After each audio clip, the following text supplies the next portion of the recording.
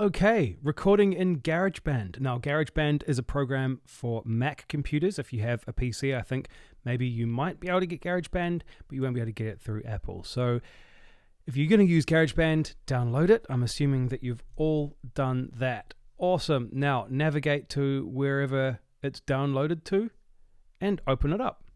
You're going to be presented with a menu like this. Before we click go and just launch into it, what we want to do is set up our session. So the details down here, even if you don't know what the tempo is, that's totally fine. You don't need to know the key signature. These are things that you can change later, including the time signature. This is just to help if you already know what they are. The most important thing that we're looking at is the input and output device. Now, I'm using the Universal Audio Thunderbolt interface that has my mic plugged into it. So you're going to select whichever interface has your mic plugged into it, or your USB microphone if you're using one. And the same for your output device. Wherever your headphones are plugged into, that's the device that you want to select on the output. Make sure that you can hear everything. Okay, and then we're going to go choose, and it's going to launch up with the new Garageband session. And it gives you some track types to choose from. We're currently going to do an audio recording, so record using a microphone or line input. That's exactly what we want, so that's what this is going to be about. Now, down here is the details. Input 1, it's going to ask you where your microphone is plugged into. Now, I have a whole lot of inputs, so we're just going to go with input number 1. I do want to hear my instrument as I play and record. That's going to give you a monitoring option. It's asking you, your instrument is connected with the Universal Audio Thunderbolt, which is what we just discussed, and I hear sound from that as well. So I'm going to hit create. And there we go. Ooh, it's got a bit of, let's mute that one. So, can we not do that? Can we turn off monitoring? There we go. So now we can see that it's picking up the signal from my microphone. It's already created a track. I'm just going to go and quickly rename that. That's my vocal track. Now, GarageBand has this whole thing with mono and stereo. It's going to record everything in stereo, so just go with it. It's totally fine. Now, in terms of resolution, what we need to do is go up to GarageBand and go up to Preferences. Now, you're going to go into Audio MIDI. No, you're not. You're going to go into an Advanced, and you're going to select 24-bit. Done. That means you're recording at a high quality. Now, GarageBand has your metronome and your count off selected as standard, so it sounds like this, like that, and it gives you a lead into recording. If you don't want either of those things, just get rid of them. That's totally fine. You can see my recording level right here. Make sure that yours is at a similar place on this meter. You don't want to be peaking. You don't want it to be too quiet. If it's too quiet, turn it up. If it's peaking, turn it down. Now, monitoring, we did choose the I want to be able to hear myself option. So this is the monitoring button down here. Now, if you can't see this menu, just double click on your track. Here we go.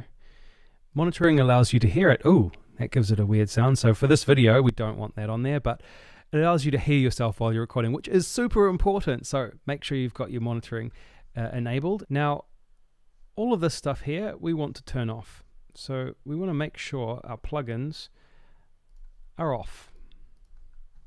Go on our master track, turn them off.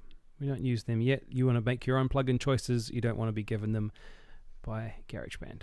Okay, let's make a recording. All you need to do is hit record. And away we go. You can see me speaking there. You can see the waveform coming up as we're making a recording. Let's hit stop. Now, that was our test recording. We're going to drag this back and have a listen. Let's hit record. And away we go. You can see me speaking there. Okay, that is a test recording. It sounds wonderful. I definitely recommend that whatever you're recording, you make a quick test recording first and have a listen back just to make sure nothing's going wrong. Make sure it sounds exactly how you want it. Now that is exactly how I want it to sound. Awesome. I'm going to undo that and get ready to make my actual recording. Now I'm ready, so I'm going to hit record once again.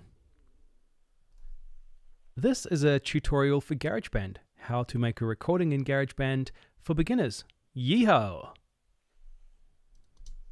Okay, that was a really good take. I'm super happy. This is a tutorial for GarageBand, how to make a recording in GarageBand for beginners. Yeehaw! I especially like that yeehaw. So, but there's a little bit on the end, so I'm just going to drag that back and delete that. And there's also a bit there, so I'm just going to trim it up a bit, make it nice, and drag it to the start. Okay, so there's my little recording. I'm really happy with it, but something's missing.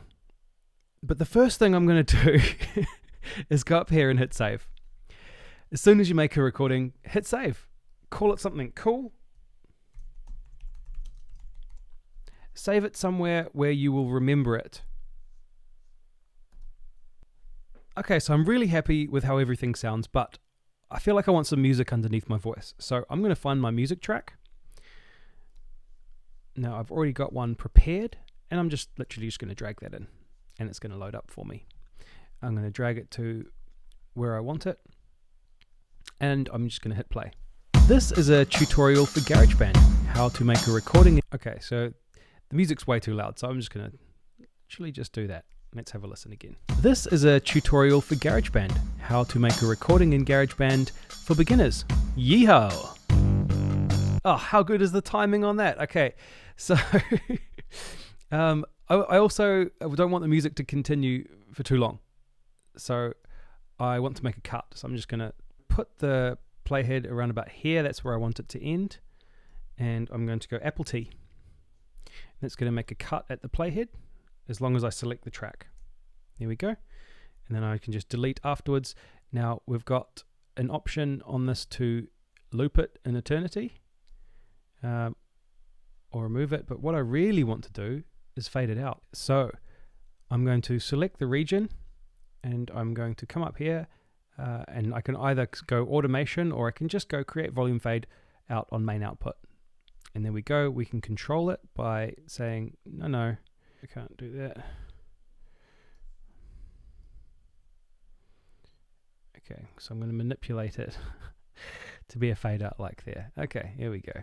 This is a tutorial for GarageBand, how to make a recording in GarageBand for beginners.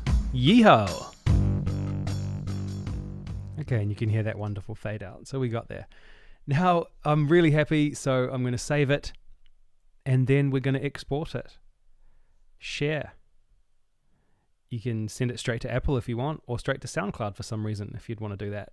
Or you could just export it to disk, so you can do what you want with it. So we're going to go with that option.